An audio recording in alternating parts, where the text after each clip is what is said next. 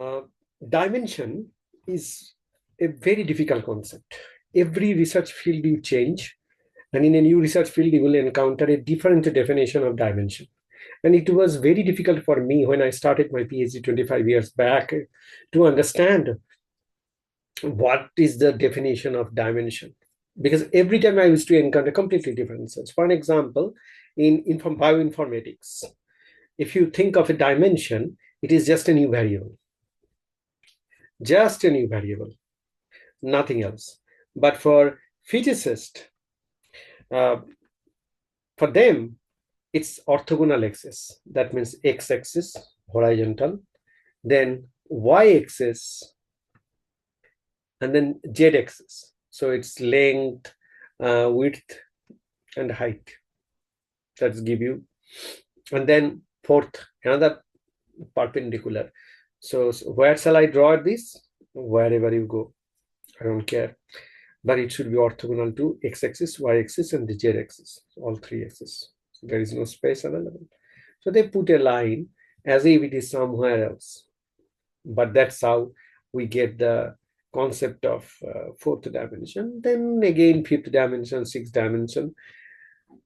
Nobody is stopping us to imagine that all the previous axes were there, wherever they were. Now the new one is perpendicular to all of them. So that is the idea of definition that physicists follow. Quantum mechanics people are very different. They say that it is a sphere, and the dimension means that in the every solid angle there will be some radially some excess will come out. So all in the same space, and there is no restriction that for a new dimension the angle between between different axes would be, or different radially outward vectors would be different. So what happens is, suppose you have 5 different dimensions or 6 different dimensions. If 360 by 6, so it's 60-degree solid angle all around the sphere. Radial vectors will come out, and that's all those definitions, all those dimensions. So what you see is that very different kind of the definitions of dimensions, even in physics. So when we started, we introduced a completely different concept, because I absolutely didn't like any of the definitions.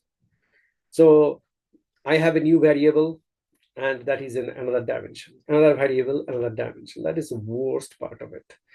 Dimension means it should be something cool. And as a physics student, I wanted something to be cool. Orthogonal to all previous vectors, that is cool, but you can't picturize it, so it's very disturbing. Very disturbing. So, and the dimension of quantum mechanics is absolute worse. I mean, I hate it. I don't like it, because you just shift the vector on a sphere.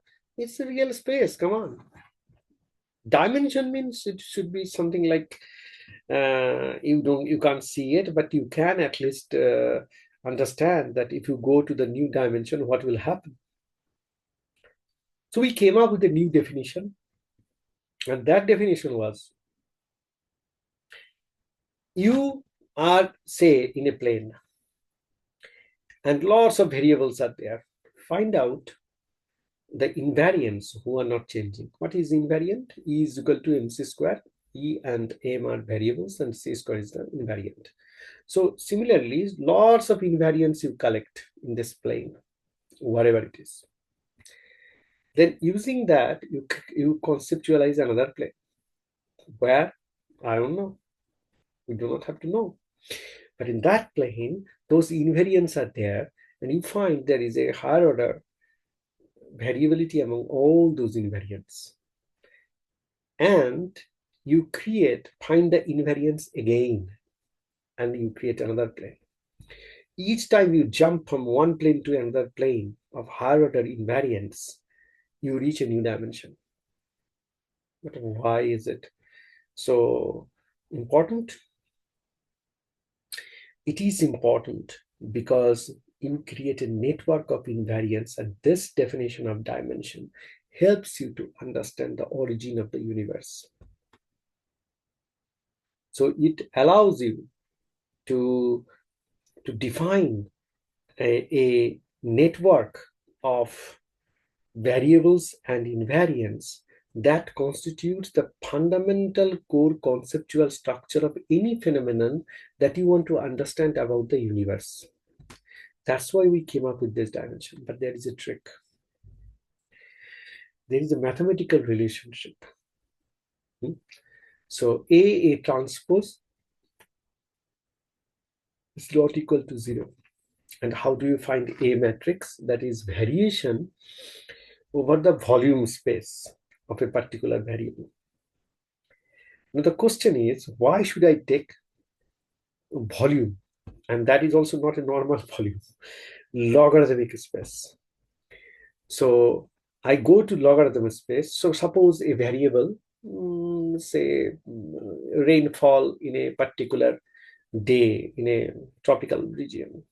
So every day evening you have a rainfall. So you do the calculation. Now, if you take for any variables 1, 10, 100, 1000, 10,000, 100,000, if you go in this way, what is the advantage? Why should you go for no reason? Whenever you have some elementary pattern and that repeats over different scales and converts and constructs the universe, when you believe in a fractal universe and you believe that all the structures that are happening is a fractal, then for different scale, you only way to understand that there is a self-similarity across the scale is to go to the logarithmic scale. Why? In the first phase, 1 to 10, you need to write a pattern. Then, if you go to higher scale, 10 to the power 2, up to 100, that way another pattern is generated taking hundreds of points. Then 1000 point is required to generate the higher order pattern. So in the whole pattern, a fraction is this one. So you understand? So logarithmic pattern, if particular seed is repeated over a scale after scale and constructing the universe, then only way you can understand and find out the self-repeating pattern is to take the logarithmic space. Now, in the logarithmic space, a self-similarity is understood. With respect to that self-similarity, you have to understand the variability of a particular variable. So that means dv, variation, differentiation of the variables with respect to d of log space. So this gives you the idea that with respect to self-similar seeds across the scale, what are the changes that are happening? So it means I look at every part of it and I see at every scale what that remains constant. So I get the matrix, I get the grid, I get the typical feature of the grid. And then with respect to that feature of the grid, we are able to understand what is happening up there. So this helps us in understanding that